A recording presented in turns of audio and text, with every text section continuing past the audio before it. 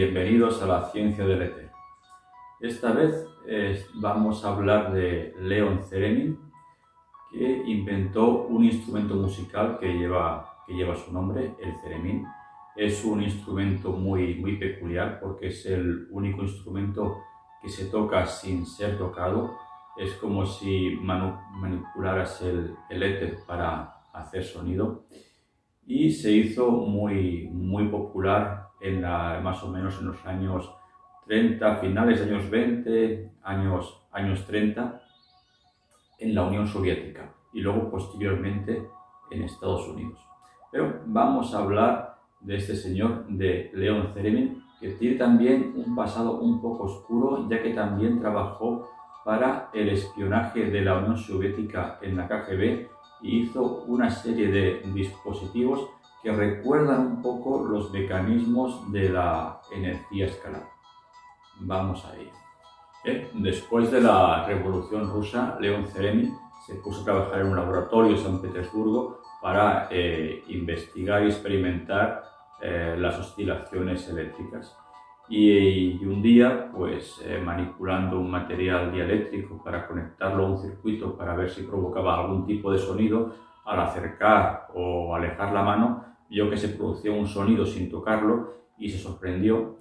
Y él, como era también músico, debemos recordar que Leon Theremin era violonchelista, aparte de físico, era físico y músico, y vio ahí una oportunidad para sacarle una aplicación o crear un instrumento a través de ese oscilador múltiple, que supongo que este nombre ya os sonará de algo, y a través de ese dispositivo crear el instrumento de música que le hizo famoso.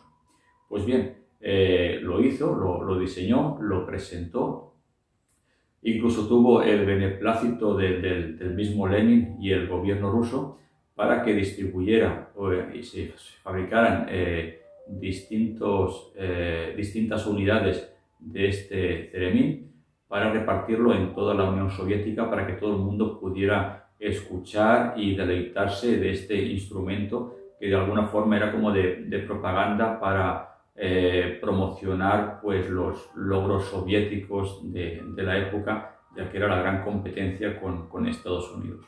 Luego, más adelante, a Leon Theremin, el mismo gobierno soviético lo mandó a Estados Unidos como para promocionar este tipo de instrumentos y de paso también usarlo como si fuera un espía sin serlo del todo, pero la intención del gobierno era utilizar a Theremin como espionaje en Estados Unidos. Lo que pasa es que Theremin, una vez estuvo en Estados Unidos, le gustó la vida que estaba ahí y se quiso desvincular de la vida soviética, de Rusia. Hasta se casó con una cantante de color, que en esa época estaba muy mal visto, pero aún así su rebeldía se quiso casar con ella y vivió con ella. Y después, más adelante, creo que fue en 1938, creo que fue, lo secuestraron otra vez el gobierno ruso de esa época y se lo llevó otra vez para Rusia, y ahí no se supo nada más de él. Desapareció de la prensa y de toda la gira americana que había hecho. Incluso se vio con el mismo Einstein, Eisenhower. Se hizo famoso más o menos en ese tiempo, dando a conocer su instrumento. Pues bien, cuando llegó a Rusia, cuando lo trajeron de vuelta a Rusia, ahí estuvo encarcelado en un gulag. Un gulag es como un campo de concentración para presos rusos, y ahí junto con otros estuvieron trabajando para el gobierno soviético y la KGB para desarrollar distintos instrumentos y dispositivos para el espionaje. Bien, ahora vamos a ver, antes de continuar con esta historia, de qué consta este instrumento musical que se llama el theremin. Consta de dos antenas. Una antena controla el volumen otra antena que es la que es así vertical, contona los graves y los agudos, y con una mano vas manipulando grave y agudo y con otra el volumen. Consta de una válvula de vacío de alto voltaje y de dos conductores variables y de dos osciladores múltiples. Y entonces aquí la composición de este instrumento tiene componentes, tiene elementos que también se usan en los dispositivos de energía escalar. No es un dispositivo de energía escalar, pero tiene componentes similares que utilizan más o menos lo mismo. Y ahora es a lo que voy. Cuando estuvo trabajando para la KGB, encarcelado para hacer dispositivos de espionaje, creó lo que los americanos llamaron la cosa. Bien, lo que el servicio de inteligencia americano llamó la cosa, Leon Theremin lo bautizó como el endovibrador. El endovibrador él lo describía como una cavidad resonante con una antena. Era un dispositivo muy pequeño que pesaba 30 gramos o poco más, que era indetectable porque no tenía fuente de alimentación propia y no tenía capacidad de emitir, con lo cual era totalmente indetectable. ¿Y cómo llegó a parar esta cosa o endovibrador en la embajada de Estados Unidos? Pues bien, allá en 1945 una delegación rusa de los Boy Scouts le entregaron como obsequio al gobierno, al embajador de Estados Unidos, una talla de madera grande con el escudo de Estados Unidos como gesto de buena voluntad. El embajador lo recibió muy agradecido y lo colgó en su despacho. Lo que no sabía es que dentro de esa talla de madera con el escudo de Estados Unidos estaba ese dispositivo espía que le llamaron la cosa. ¿Cómo funcionaba? Pues bien, como no tenía fuente de alimentación propia, como he dicho antes, se necesitaba de otra antena. Esta otra antena estaba en una furgoneta que los rusos en Moscú aparcaban cerca de la embajada y a partir de ahí accionaban como un dial de una radio hasta sintonizar con el endovibrador que estaba dentro de esta talla de madera, y a través de que al hablar con la resonancia que hacía el vidrio de las ventanas podían captar y grabar todas las conversaciones que ahí se daban. Y a partir de ahí lo grababan todo, y durante 7 años consecutivos estuvo ese dispositivo en la embajada americana en Moscú, hasta que por casualidad, creo que no sé si se cayó haciendo mediciones de aparatos electromagnéticos, ahí alguien lo detectó y se dio cuenta que había un pequeño dispositivo con una antena, y a partir de ahí se dieron cuenta de que ya los estaban espiando. Pero mientras estuvieron 7 años consecutivos con ese dispositivo que actuaba de una forma inalámbrica, sin fuente de alimentación propia, como si fuera un dispositivo escalar inalámbrico, que a través de una furgoneta, ahí sí estaba el dispositivo con su fuente de alimentación, con su dial, ahí graduando hasta conseguir la frecuencia concreta para sintonizar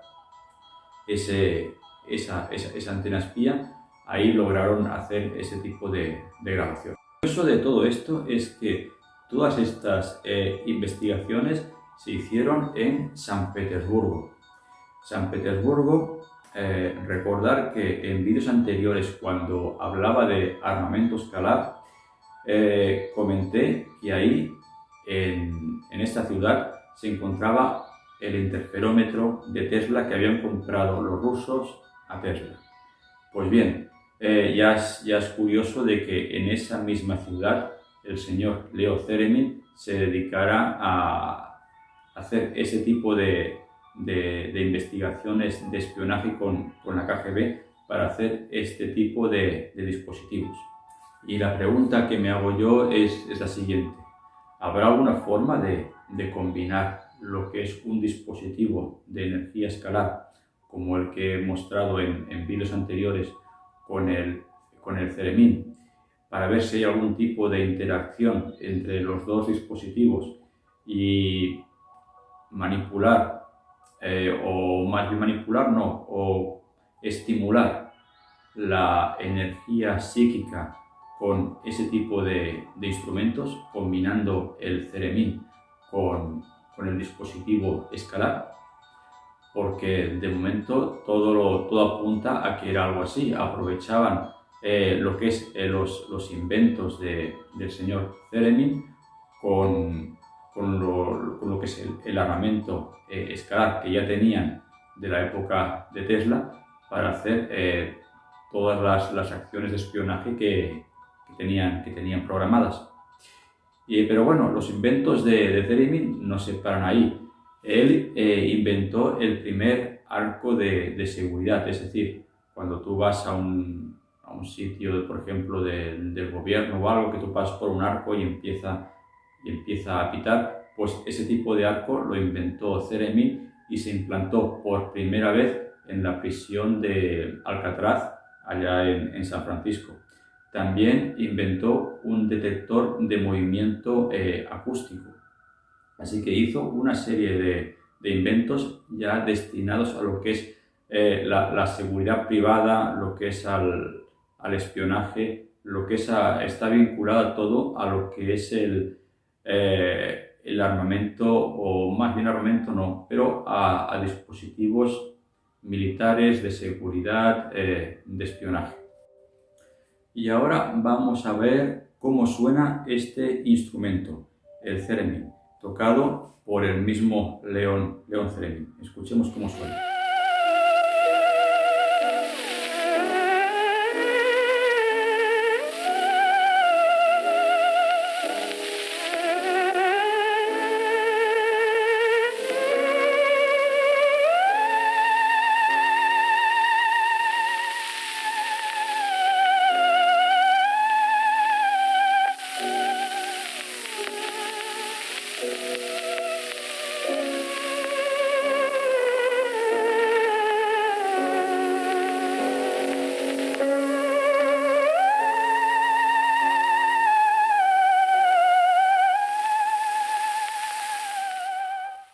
Este instrumento se hizo tan popular en Estados Unidos que hasta lo usaron en bandas sonoras de distintas películas, desde Alfred Hitchcock o películas de ciencia ficción como Ultimátum a la Tierra de 1951, salió también en Mars Attack, hasta la banda sonora de Expediente X también se hizo con ese instrumento. Y luego artistas como Jimmy Page de Led Zeppelin en 1973 también hizo una canción que es la Wall Lotta Love, que también tiene partes que está tocado con este instrumento. Así que se hizo muy popular en una época, luego como que desapareció, y luego también a raíz también de la serie Big Bang Theory, que salió también ahí el protagonista tocando este instrumento, como que volvió otra vez a ese interés por este instrumento olvidado en el tiempo y lo rescató en una pequeña escena. Y bueno, eso es todo. Espero que os haya gustado. Este instrumento tiene un pasado oscuro vinculado con el espionaje. El instrumento pues, fue la inspiración de un inicio en desarrollar varios dispositivos que funcionaban a distancia de una forma inalámbrica. Bueno, nos vemos en otro video y hasta pronto.